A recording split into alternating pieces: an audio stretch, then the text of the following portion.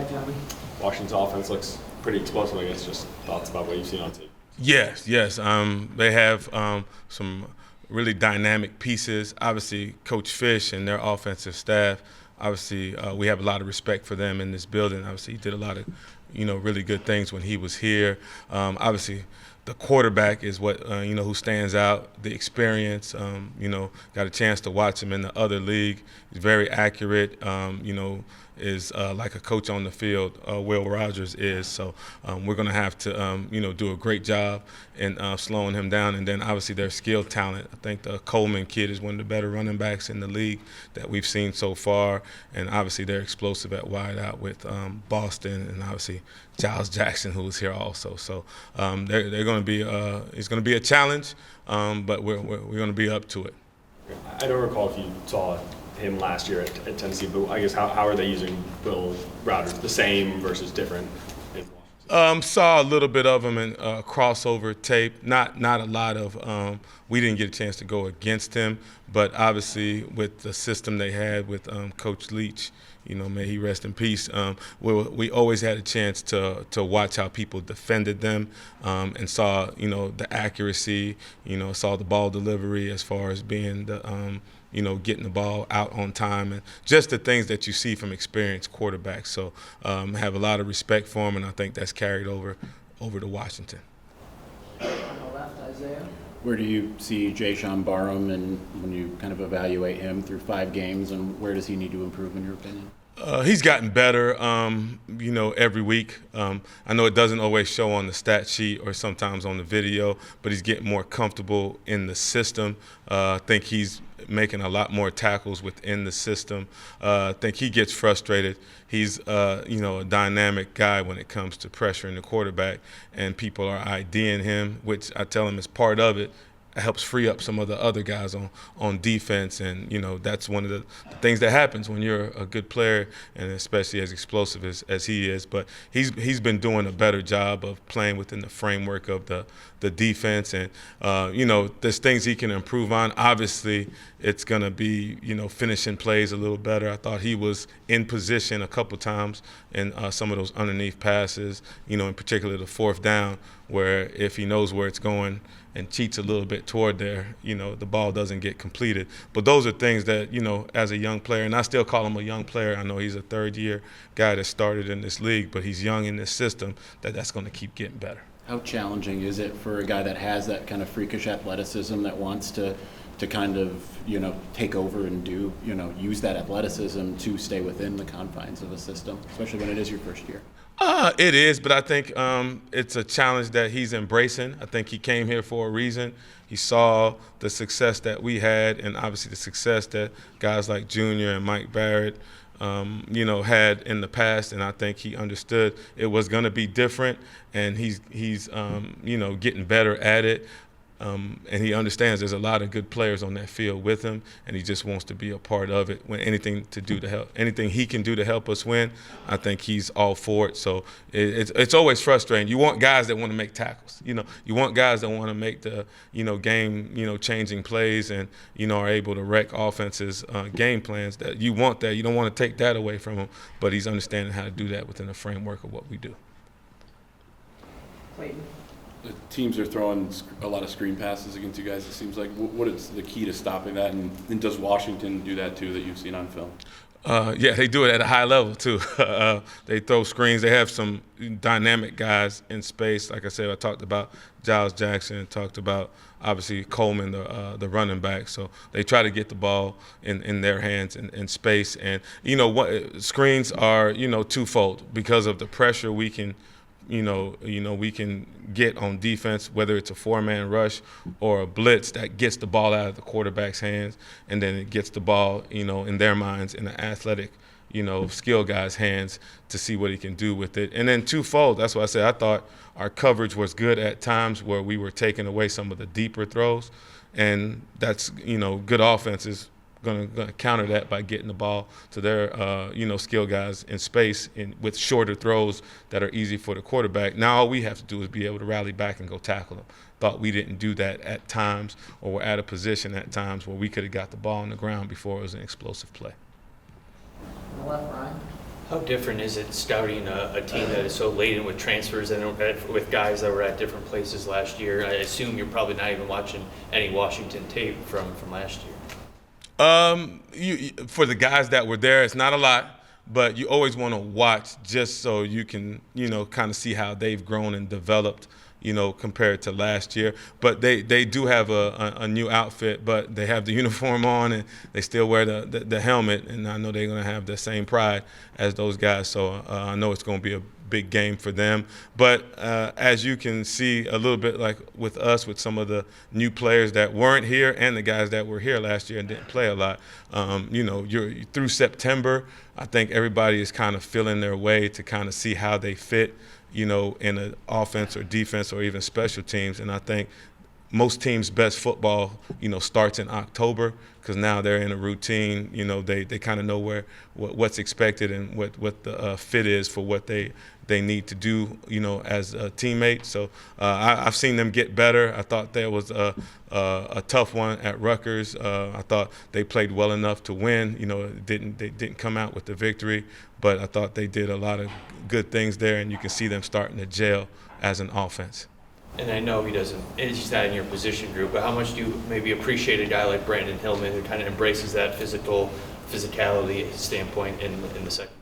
Oh, I love it. I think that's what football, is about. Being able to play, legally in between the whistles and play a physical brand of football. I think that's what we're about, and you want to get to that at all three levels. So anybody that brings that level of physicality, whether it be offense, defense, or special team, is gonna be a favorite in my book. Right here, Reiner. You mentioned the team rallying back for the screens. I mean, how much does the discipline kind of get tested, I guess, when teams are running tempo against you guys, and how do you feel like you guys can combat that? We don't feel like the tempo has been as much of an issue. We feel like we've been able to get lined up most of the time, and we haven't been necessarily out of position, because of the tempo. Now we have to get ourselves in better position, sometimes recognizing formations and putting ourselves in the best position to be successful. But people are going to do a good job of trying to stretch you from sideline to sideline. I think that's the thing with the screens, because they can come from the receiver all the way to the sideline on a tunnel screen, or from the tailback in the backfield, or even the tight end, as they delay. So they're going to, stretch you from, one sideline to the other, and we have to do a better job of rallying to it once you recognize it. Because you guys all know, the minute you start jumping the short stuff, what starts to happen? You know what I mean? And Wink's been kind of sensitive, I guess, about blitz rate, but you guys seem to have kind of reduced that a little bit. How has that affected the linebacker play, or maybe possibly impacted? It hasn't. At the end of the day, it's about winning. Obviously playing high-level football, but winning the games. I think we all have guys that want to have, a free rush and go hit the quarterback or get TFLs. But within the system of what we've done, give the defensive line and the secondary all the credit in the world. We're making tackles, but they're taking on blocks to open up holes for us to make tackles. But we'll blitz when necessary. We feel like we have some talented guys that can do that, and we've been able to affect the run in the past. So there hasn't been any complaints, like Coach Wink says, with the front that we have. Sometimes it feels like a blitz when it's not, so we want to keep doing that. In the back there, Alejandro. What are the traits that make a linebacker good in coverage, and how would you evaluate how Jay-Sean and Ernest have done so far? The traits that make a linebacker good in coverage: covering the guy you're supposed to by the defense. But nah, it's still all instincts. We mix up coverages a lot. We're different than some other teams that, they do one or two things, so the linebackers kind of know what they have. For us to be successful, we're multiple in what we do, so we ask them to do not a lot, but they have to be versatile in what they do.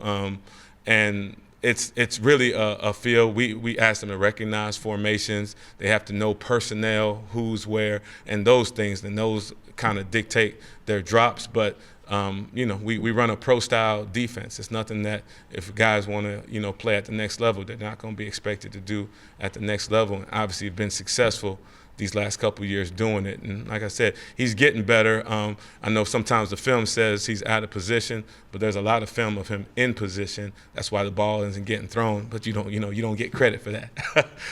But we're working on him. He's got to keep improving, and I think we got to infect the passer, from a coverage aspect at linebacker a little more also.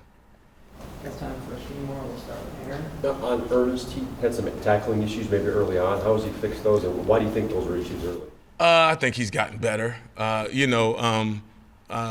Still not perfect. When you're playing middle linebacker, you're going to be at the point of attack a lot. And, obviously he missed a couple plays early, but I still think that's just, football with not having preseason, not having real live tackle to the ground reps, and sometimes your first really full reps are during the game. It's going to be a struggle at times, early, and maybe he was pressing a little bit, but I think he's really settled down and is playing really, really good football for us. Reiner. You coached under Wink and Don. I mean, are you surprised to see how much criticism, I guess, the blitzing does get, and just how the two guys have been? Nah, they're very, very, very different. Love and respect, both. I think people criticize, one, what they don't understand, and two, if it doesn't, in their mind, work. If there's a lot of teams that blitz a lot, and if they're successful in what they do, nobody has any criticism. That's just the way of the world, right?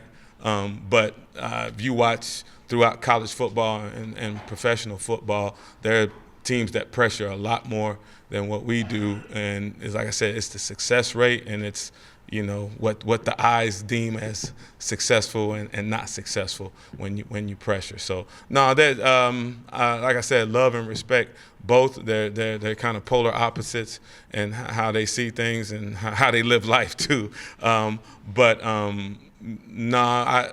think that's just one of the things that people see. Sometimes a simulated pressure to some looks like a blitz when it's still just four guys rushing.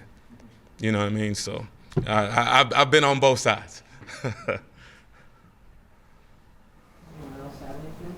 All right, Austin. Can't let that one go without follow-up. So how are they different just personality-wise? How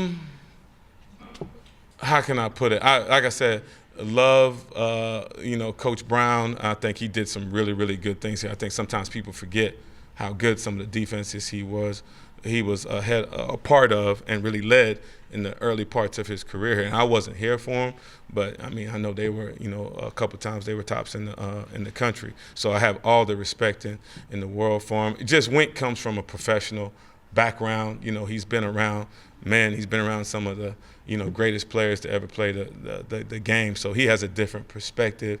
And then, obviously off the field, Don was a head coach before, and just, Northeastern guy that, did things his own special way. But, like I said, I loved. And then obviously Coach, Wink coming from the NFL and some of the places he had to, live from being in Oakland and some of the experience from Denver and then coming to Baltimore and, his stint at New York. He just has a different perspective, not just on football, but, on life. And I appreciate both of them. I'm the poster child for being able to, have different sets of friends and coworkers that I love and respect just because through my experience. So learned a lot from both. I'm still learning from Wink, but two, great men and, absolutely dynamic coaches.